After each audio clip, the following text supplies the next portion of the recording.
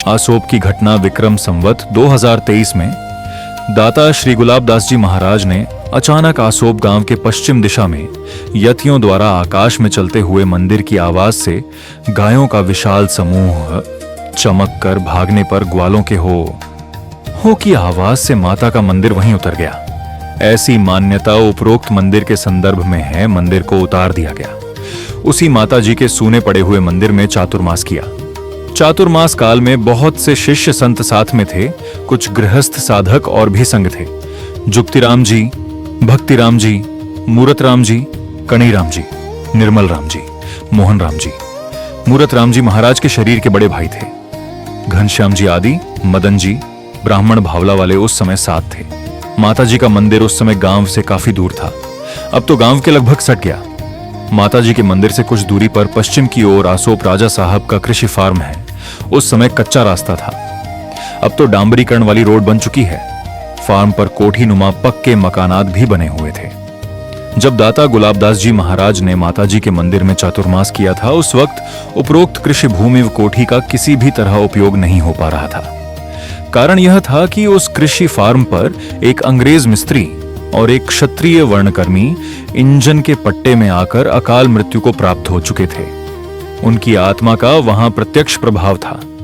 इस कारण राजा साहब को उक्त कृषि भूमि उपजाऊ व उपयोगी होने पर भी बोने व जोतने से बंद करनी पड़ी। चातुर्मास प्रारंभ की प्रथम रात्रि में ही जुक्तिराम जी, मूरत राम जी व मदन जी, ब्राह्मण भावला वाले, यह तीनों ही उस सूनी पड़ी कोठी की छत पर जाकर रात्रि विश्राम करने लगे। रात्रि के लगभग 12 से 1 बजे उस कोठी के प्रांगण में जूते बूट पहने हुए व्यक्ति के चलने की आहट सुनाई देने लगी। थोड़ी देर तक संत यही सोचते रहे कि कोई जिज्ञासु सत्संगी हमारे पास आ रहे हैं, ऊपर आ जाएंगे। लेकिन कोई नहीं आया और बूटों के साथ चलने की आवाज बराबर आती रही। तो संत नीचे उतरकर देखने गए कि कौन है, लेकिन वहां तो कोई भी नहीं मिला। व्यक्ति के चलने की आहट बंद हो गई।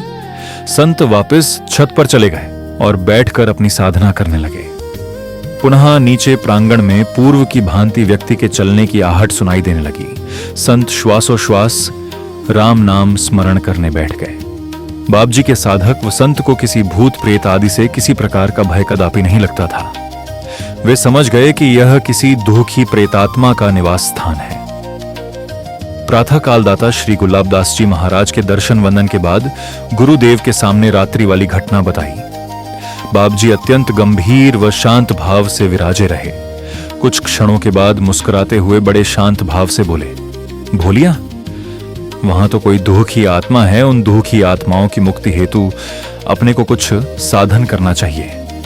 इस तरह से रात्रि वाली घटना का जिक्र होने लगा तो गांव वाले लोगों ने स्पष्ट किया कि बाबजी राजा साहब के कृषि फार्म पर 2 आदमियों की इंजन के पट्टे में आने के कारण अचानक मौत हो गई और उसके बाद राजा साहब का उक्त कृषि फार्म जोतना बोना उन प्रेतों के कारण ही बंद करना पड़ा है। बाबजी ने कहा, नारायण, कोई बात नहीं है, उन दुखी आत्माओं का कल्याण परमात्मा करेंगे। इस तरह से बाबजी ने विश्वास पूर्वक लोगों से कह दिया। सब संत भी वहां विराजमान थे। बाबजी ने अपनी संत मंडली के सहित पधार कर एक नियम के नीचे भगवान नाम का जप शुरू कर दिया। सभी संत श्वासोश्वास राम राम करने बैठ गए। उन आत्माओं ने प्रत्यक्ष बोलचाल की भाषा में बाबजी के सामने निवेदन किया कि बाबजी, आपकी कृपा से ही हम दोनों इस प्रेत देह से मुक्ति पाकर जा रहे हैं। यह घटना बाबजी के सभी शिष्यों के सामने घटी। संतों ने इसकी अनुभूति की। उसके बाद कृषि फार्म का जोतना बोना शुरू हो गया। आसोप राजा साहब अपनी कृषि भूमि का लाभ उठाने लगे। बाला सतीजी बाबजी भी साथ थे। प्राणी मात्र के कल्याणार्थ माता जी के मंदिर के सामने के प्रांगण में रात्रि 7 बजे से 12 बजे अखंड श्वासोश्वास राम नाम जप चलता रहा, जिसमें आसोप के सभी भक्त लोग श्रद्धालुओं के साथ संतों के नाम जप में भाग लेते रहे। दिन में श्रीमद् भागवत रामचरितमानस, गीता व दरियाव वाणी पर चर्चा चलती रहती। पूज्य दाता श्री गुलाबदास जी महाराज जिज्ञासुओं के अनुरोध पर अपनी अमृत वाणी से साधकों की साधना हेतु तात्विक बात बताते थे। बाबूजी श्रीमुख से कहते कि भाई, मुक्ति इतनी आसान है कि हलवा खाने में शायद कुछ परिश्रम हो सकता है, परंतु मुक्ति में किसी भी तरह का परिश्रम नहीं है। ललाट पर एक कुमकुम की बिंदियां लगाने में जरूर कुछ खर्च लग सकता है, परंतु मुक्ति में तो इतना भी खर्च नहीं करना पड़ता, क्योंकि भगवत प्राप्ति केवल ईश्वर की सत्ता को स्वीकारने मात्र से ही हो जाती है। और ईश्वर की सत्ता को स्वीकार करने की युक्ति गुरुदेव भगवान बताते हैं।